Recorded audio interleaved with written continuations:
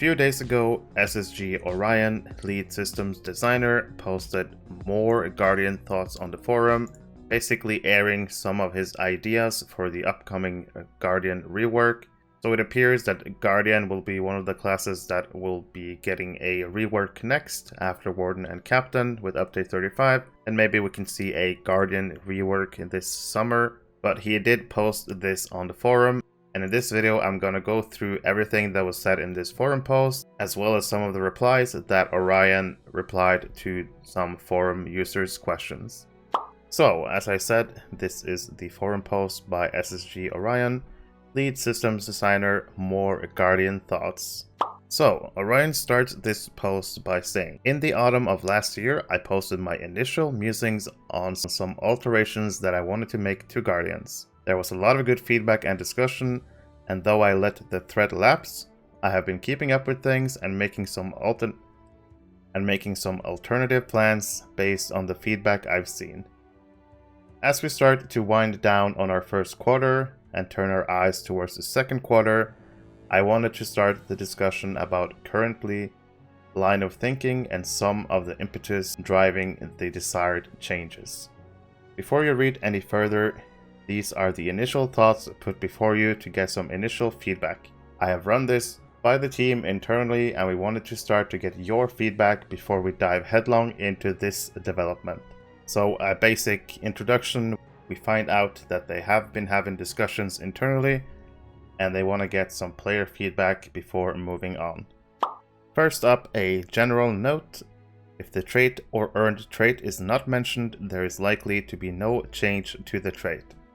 So basically, what's going to be mentioned in this forum post is what their plans are to change with the Guardian mainly, and if it's not mentioned, then it'll pretty much stay as it is. The first note is for the Blue Line Guardian, the defender of the free. On the surface, the Blue Line trait and the Blue Guardian is in pretty good shape. There are only a few minor changes that I think we want to make, and by minor, I mean really minor. And I agree with this, Blue Guardian is pretty fun to play, it's in a solid place right now, but it is taking a lot of its utility out of Yellow Line, so it's important to keep that in mind. Basically, the only change that is mentioned in Blue Line is a purchased trait. Percentless Assault on top left in blue is currently giving you the 25% chance for Sting to provide a block and parry response if you trade 5 points into it. There's 5% per trade point, as well as an increase to the finesse rating. So the plan is Relentless Assault becomes skilled deflection. So he's planning to change this skill, which would change out the finesse increase. So you would not be seeing the finesse, the 75k finesse, and replace them with a flat bonus to your parry. Aside from that, there isn't much that we really think needs to happen. Okay, I kind of agree with this. The blue traits are pretty good, but I don't think there's a need to remove the finesse. Blue Guardian needs finesse to hit their skills. So my view on this change is this is not a good change. This trait works just fine, gives Guardian some extra finesse. I would rather see the flat bonus to parry just put into yellow or something, and preferably I would see Yellow Line turn into a utility line, or both blue and red to pick useful stuff from. So I do not like this suggested change. I think Guardian should keep their finesse rating. When it comes to the red line for Guardian, the Keen Blade, Orion says, our main objective in adjusting the red line is to get the damage output to a spot where it competes against other high DPS characters. Of course, we need to be careful to allow the Guardian to keep all their top line tanking. So there will be a trade-off. The first step in doing this is giving it the Keen Blade specialization perk. My current thought on this specialization is to lean into the heavy nature of the Guardian while also using the changes to mastery. Along those lines, the current thought is this.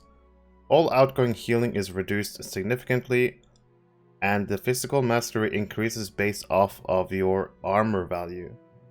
The trade-off here would allow for a measure of consistency in the combat hits of the Redline Guardian. Our secondary objectives are to make the Redline Guardian sustained damage more consistent, Make burst damage more reliable, remove reliance on combat response events, and have a capstone that is beneficial to the Fellowship. So what is he planning on changing here? The first thing to talk about is the outgoing healing. I'm not sure why he's even talking about outgoing healing on a Guardian. That honestly kind of confuses me. Why do you have to reduce outgoing healing? I don't understand. And the physical mastery increases based off of your armor value. So my armor value is 1 million currently, but I'm in full tanking gear right now. So I'm guessing that would mean, would I get 1 million mastery from my armor? The physical mastery increases based off of your armor value. So my mastery would increase based off the armor value. Okay? I mean, that's an interesting thought to make it easier to gear a Red Guardian, but to be honest, I'm kind of confused how that's going to work. Is like 1 million armor just going to be 1 million mastery? I would have to get some more information on that change. So the secondary objectives: make Redline Guardian, sustain damage more consistent, that sounds good. Make burst damage more reliable, also sounds good. Remove reliance on combat response events. So that's something that I think it's a good idea, because right now there's a lot of chains to a Guardian's DPS. Like you have to do this and do this and this and this. Keep chaining to get your DPS out. And it's also saying that they want to add a capstone, so one of the bottom two, that is beneficial to the Fellowship, meaning there's a reason for a raid group to bring a Red Guardian. For example, giving extra crit to the Fellowship, giving extra mastery. So that would be a nice change if they add a really good Fellowship capstone for Red Guardian, making them more viable for group play. So the next thing he mentions are earned traits, which I believe are the ones on the side here, the ones you passively just earn by getting points. Let's check it out. Reactive parry. Plan for reactive parry, adjust the damage upward to give value to the trait. So right now, reactive parry, when you parry attacks, they cause a small amount of damage to your enemies. Like, this is all fine for, like, I guess Ettenmoors and Landscape, but if you're in a raid, you're not going to be getting hit really as a Red Guardian. You're not going to parry attacks. I would rather see this trait as being a straight like 10% melee damage or something. Would make a lot more sense. What's next? Bleed them dry. Moves to 15 points deep in the line. So right here is 20 points, I believe. So bleed them dry would be put one step up to the 3rd rank. All Guardian bleeds have extended duration, gets moved up one spot. Protection by the sword, then moved down. They would basically swap places. Prey on the weak. Prey on the weak. Critical hits against an opponent suffering from a slashing wound will inflict additional damage. This would get moved to 25. So it would essentially switch places with Brutal Charge. So Brutal Charge would go to the capstone, and Prey on the weak would switch places and be 25 points right there. Next up, we have some notes for purchased traits, which are the actual traits you put points into Redline. First off, we have Broad Strokes. Moves up in the line but remains unchanged. Broad Strokes make sweeping cut affect additional targets and has a chance to apply a bleed on hit. So this would be moved up, probably right here to this spot right here. Next up, Relentless Assault. Swapping positions from the blue line. Relentless Assault. This now increases finesse and increases the tick count on all Guardian bleeds. So this would move over into red line. So the finesse from blue line moves over then to red line. So this trait is just getting moved over here. And this trait would then increase finesse and increase the tick count on all Guardian bleeds. Okay? I honestly would like to see the finesse stay in blue, but okay. Heavy weapons. Flat mod on a two-handed weapon, damaged by 2% per tier. What exactly would change here? Currently 10% skill damage, and that would change to two-handed weapon damage instead. That would probably be, I guess, an increase for two-handed weapon damage. I don't know, to me it sounds like it does the same thing, skill damage and two-handed damage. Most Red Guardians already play two-hander, but if they're making this change, it's probably a DPS increase. Thrill of Battle. Damaging attacks in combat increase your critical chance by 1% per tier, caps at 5 stacks. Critically striking resets the benefit. So this trait would change and no longer do the healing, instead increasing your crit by potentially 5%. I like that change. That sounds like a good change. Would have to see how it works in practice first, but sounds like a good change. Also a change to thrust. If you're playing in Redline or specialized in the Keen Blade, this attack would no longer require a combat response. But currently thrust is unlocked by actually parrying or using force opening. Then you would use retaliation or whirling retaliation. That would then open overwhelm or thrust. So with this change, thrust will just always be there. You can just use it whenever. No longer needs to be part of the chain to use the thrust. I like that change. Tireless Blows right now gives you a 50% chance for your parry response skills to reset the cooldown of Brutal Assault. And it seems to me like his suggested change is to make critical hits do this instead. So 50% for your critical hits to reset this. That means that's probably a buff, because then every skill would be able to trigger this. You just need a crit instead of your only parry response skills. So I like this change. That sounds good to me. Invigorating Parry becomes Invigorating Critical. Restore 1% of your power on a critical strike. So same thing. You don't need to crit with your parry response skills. Any skill with a crit will restore power for you. To the rescue, tier 6 of this, where you get the 100% crit chance, no longer functions on every skill, only melee skills. And the final note, Honorable Combat, which right now is pretty useless as a skill. I don't think good Red Guardians really use this or even trade it. This would be replaced with Rupture. Here the king gains, remove all current bleeds for damage based on the number of bleeds present, I guess it's supposed to say, not deeds. Remove all current bleeds for damage based on the number of bleeds present. Increases incoming damage on the affected target by 3% for 5 seconds per bleed removed. So his plan is to make To the King, which is like your final skill in the chain. You want to make To the King put an incoming damage debuff on the target by 3% per bleed removed. So if you remove like 5 bleeds, you would then increase the damage by 15. I'm not sure how many bleeds Guardians can keep up and then cash out for the incoming damage, but that sounds way more interesting than the Honorable Combat. Honestly, just get rid of the skill. And I guess the To the King change is for the Fellowship improvement that they talked about. But it sounds way better than Honorable Combat for sure. I'm just not sure you really want to cash out all your bleeds for this buff, but we'll see how... But we'll just have to wait and see what it looks like when we get a closer look at the rework of Guardian. Next up, we have some notes on the Fighter of Shadow yellow line. So my thoughts and my personal preference is that this line gets turned into a utility line that red and blue can pick from, whatever they want. But it seems like in this forum post that they have some different ideas for the yellow line. We're going to take a look at that. So, the Fighter of Shadow. Our main objective with the Fighter of Shadow is to define its role more clearly. That is to say, not make this a supporting line, rather a line that gives the Guardian a third distinct role. That role is an AOE tank. So right off the bat, for me, this shows a lack of understanding about current Guardian.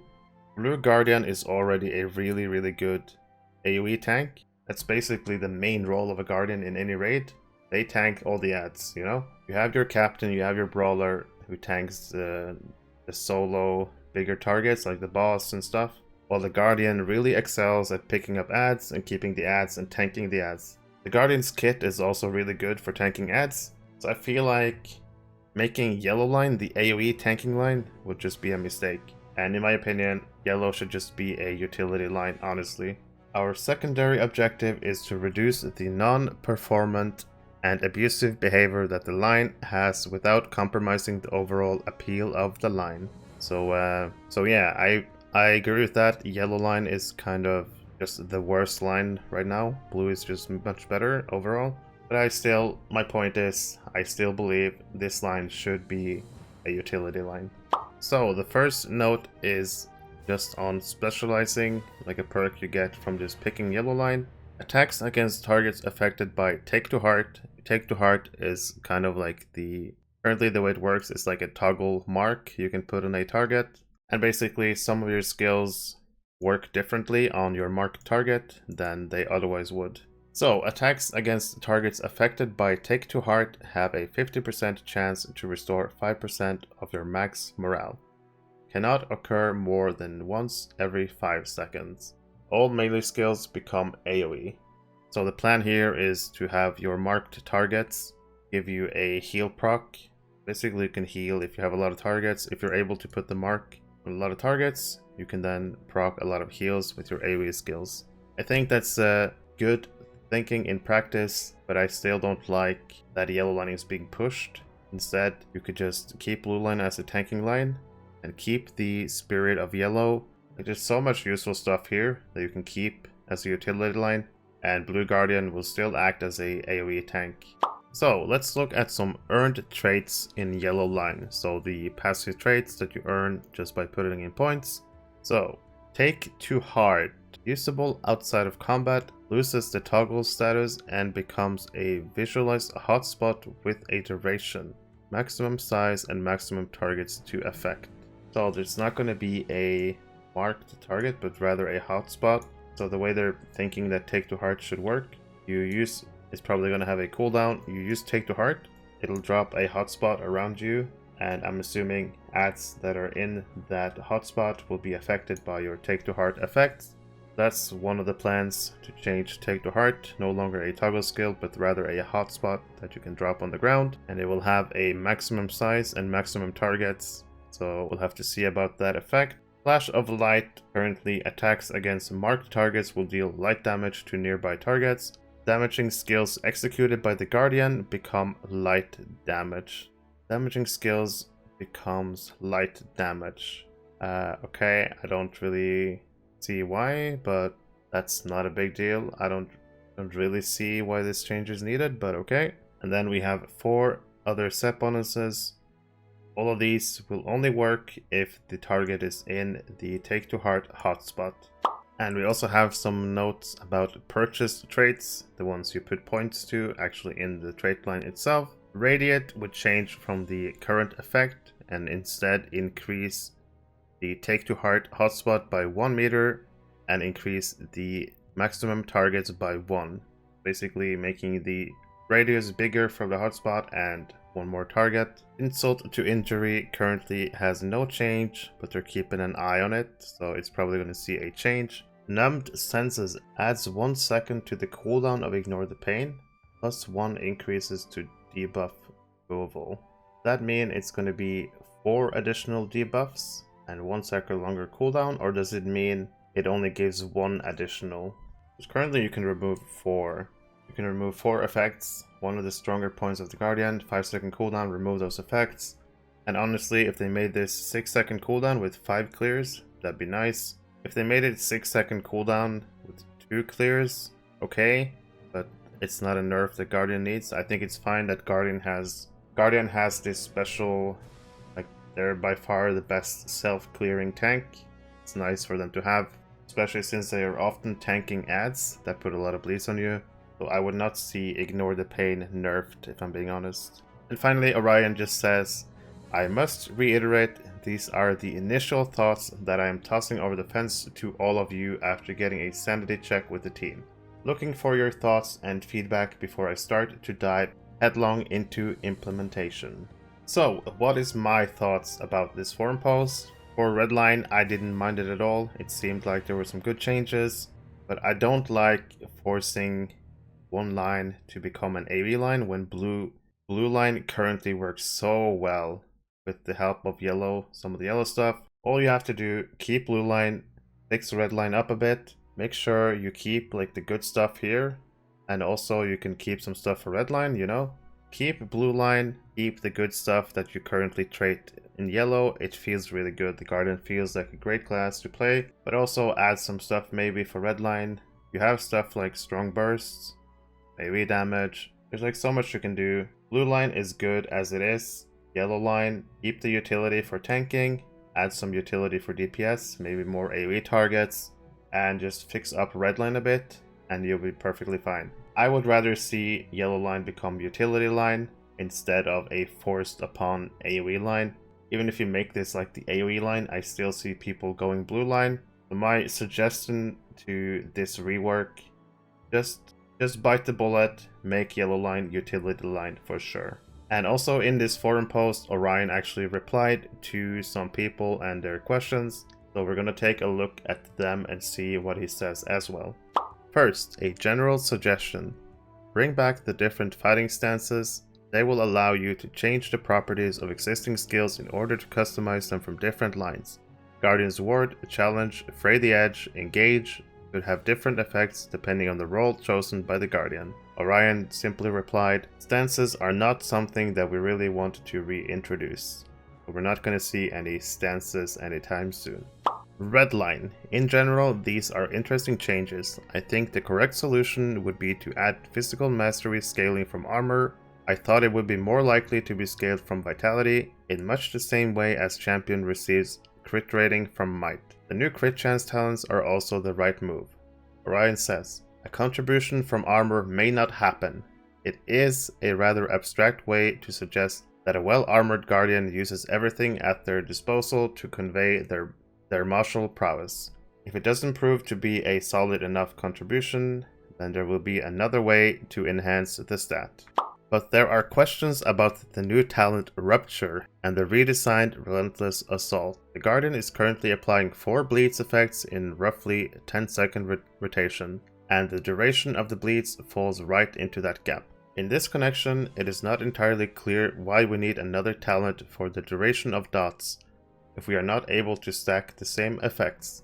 Orion says, of course, a consideration will need to be made to the rotation and the potential changes that would be made. The red line really needs more consistency. That is the driving thought behind the removal of any chain for thrust. This will likely mean a cooldown change for thrust. Add to that the reliance on bleeds for damage output. You are not wrong that a duration/pulse change indicates that there might be some other changes that would influence or augment. Again, the goal for Redline is to increase the consistency of damage output. I also do not want to undermine the existing playstyle in this line. Even more questions arise when looking at Rupture.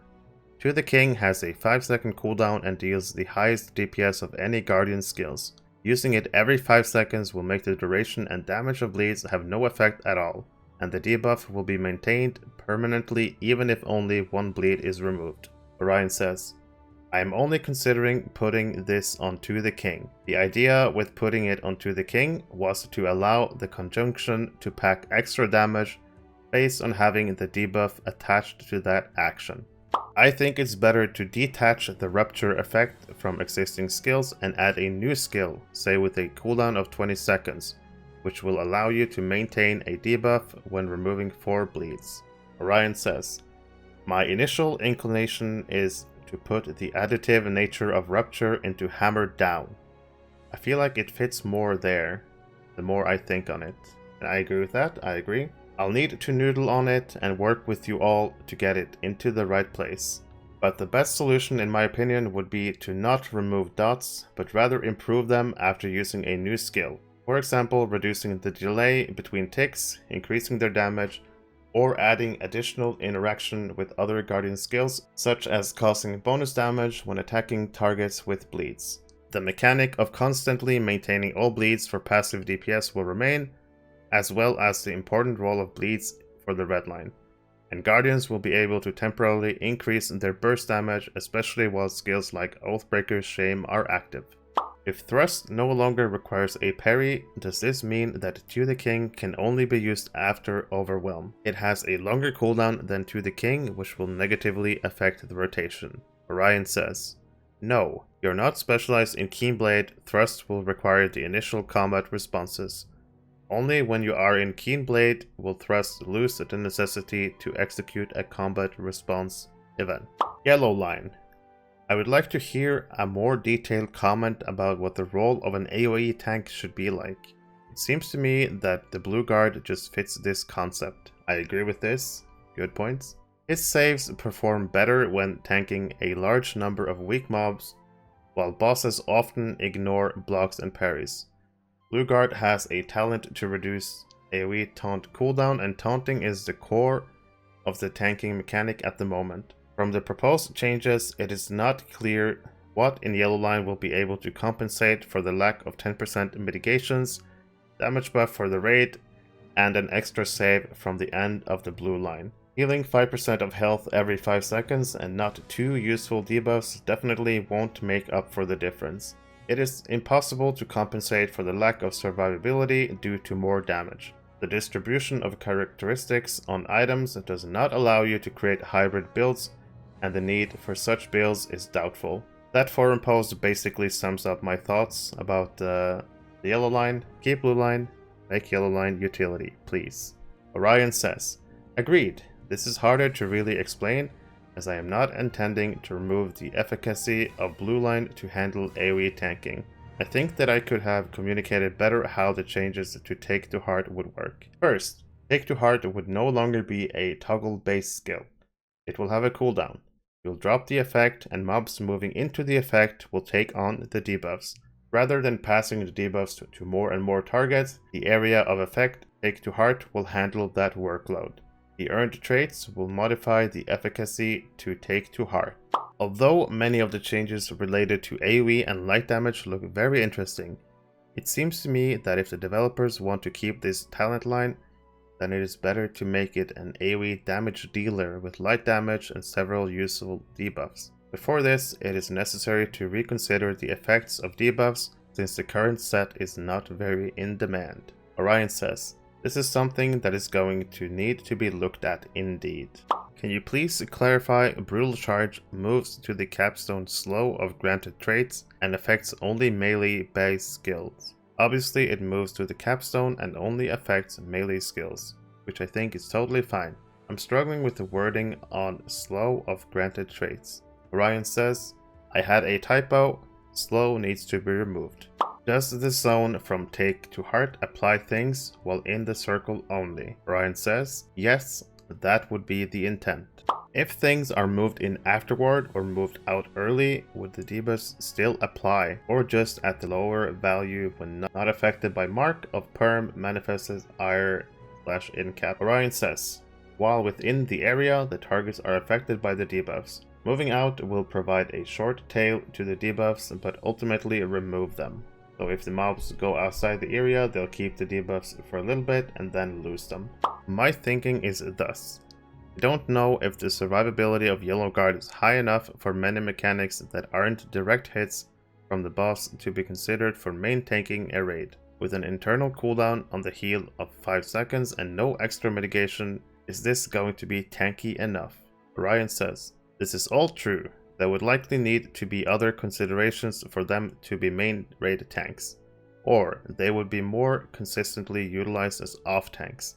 There will need to be careful consideration on this, the lack of fort stacks. If it's only capable of doing 3/6 mans or lower tier content, what is the value over safety of blue here? Is blue lacking in AoE tanking ability? I've run 2 different trait lines in the past for more AoE ad focused encounters versus a boss build. The main concern for me is if it's intended to be an off tank to pick up ads and whatnot, that would likely mean having to move around a good bit to collect them all, at which time you're pretty exposed if most of the survivability comes from only being in the Take to Heart zone. Orion says, a lot of this will depend on the cooldown of the new Take to Heart zone. An issue I've encountered in the past with Yellow Guard is the build cost to give it a real go. Say it has a few niche fights where it excels, is that enough to warrant an extra ally to accommodate your build requirements, assuming you optimize the belt for blue and yellow, if it's intended to have any DPS capability? Only 2 traceries for yellow with arguable usefulness. I assume there would be a couple of extra here, Take to Heart duration, range, etc. It sounds like it would require a higher cost for being less survivable. Is it a situation where you can do two-handed but really you'll just want to do sword, shield anyway? To really stand out and be worth playing, I would think it'd need solid AoE DPS, but that might just be a nightmare of PvMP. Orion says, right now the ability for the debuffs spreads through Take to Heart are less than ideal. I cannot stress enough how much we want to remove some of the non-performant aspects of this line. The first is Shield Wall. There needs to be a higher element of risk versus reward by using this skill. Currently it's extremely underused, and in most situations where you would need to use it, it is almost considered a death sentence to the Guardian. Except if they also use Warrior's Heart at the same time. Orion says, nothing worse than the tank getting decimated through a shield wall. I do want to look at it. How would this interact with current debuffs? Would applying stagger debuffs to one target affect the Take to Heart area as a whole and transfer the debuffs? Or would spreading no longer be a thing as Radiate is changed? Orion says, stagger debuffs would apply to Take to Heart targets. The spread would no longer be a thing. And just to put a comment, he did say every skill would be AOE in Yellow Line, so your stagger will be AOE, hitting a lot of targets. This isn't a massive problem, as stagger and the mark itself were the only things that were needed to be spread by Radiate, as Ward Chant is easy to apply anyway. Or the fundamentals of how debuffs are applied could be changed entirely, I don't know. This could make Yellow more interesting and the application of debuffs and marks faster depending on how it works, however, but also less mobile depending on the fight, so I assume the debuffs would be improved / new ones made to compensate, which to be honest they already need to be. Orion says, marks would no longer really be a thing, marks would be replaced by affected by Take to Heart, which honestly might need a name change. I agree, that's a bad name. This could also allow Insult to Injury to now also have a use for actual Yellow Guardians, as if you do need to move from the circle, the debuffs will be extendable via this trait. It would still probably be niche and not the most reliable, but better than current. Also, it could reset debuffs on all targets, but since this has to be balanced for all trees, probably not an option. Above, you also said that disabling strikes and manifested ire, incapacitation, mark of permanence only applies to targets within Take to Heart effect. Orion says, mark of permanence is really going to need to be looked at. It's just not really. And finally, we have a comment by SSG Orion on my Discord server where he said, if, and this is an if, the feedback skews toward making the Yellow Line more utility, that might be what happens. So it's not completely off the table. They're not saying that, oh, Yellow Line is going to be the AOE tanking line, and that's it. People's feedback is that blue is just good right now. We don't need a AOE Yellow Line. Then that might be what happens. That's what I hope happens. I hope Yellow Line is a utility line to support blue and red. Both blue and red are fun to play. Red just needs some a little bit of love, a little bit of a fix-up. Blue feels really good to play in my opinion. I really like the Blue Guardian. So my final thoughts would be, I would like Yellow Line to become a utility line. Thank you for watching. Please consider subscribing to help out the channel. Leave a like, join my Discord, and I'll see you in the next one. If you're playing or looking to play Lord of the Rings online, there is one place you need to be. The Ghyniverse is a community Discord server for the game Lord of the Rings Online. In this server, you'll find anything from giveaways. There's also a frequently asked questions channel that I would recommend checking out first. You'll be able to see when I put out new YouTube videos, whenever I stream. You can also ask for the streamer role, and you'll be able to post your own streams in this server for everyone to see. There's currently over 5,000 members in this Discord, and it keeps growing. You will also find discussion channels about the game, LOTRO. You can ask any questions in the help channel. There's discussions for every single class in the game and PvP. But one of the best things about this server is the best in slot items section. In this section you can find trait lines for every single class. You will find screenshots of the current best gear. being displayed. In this channel you'll find charts showing what stats you need for your characters, mitigations, mastery crit, finesse, but you'll also find useful information about drop rates in different instances. I hope you will consider joining my server, and maybe one day I'll see you in Middle-earth.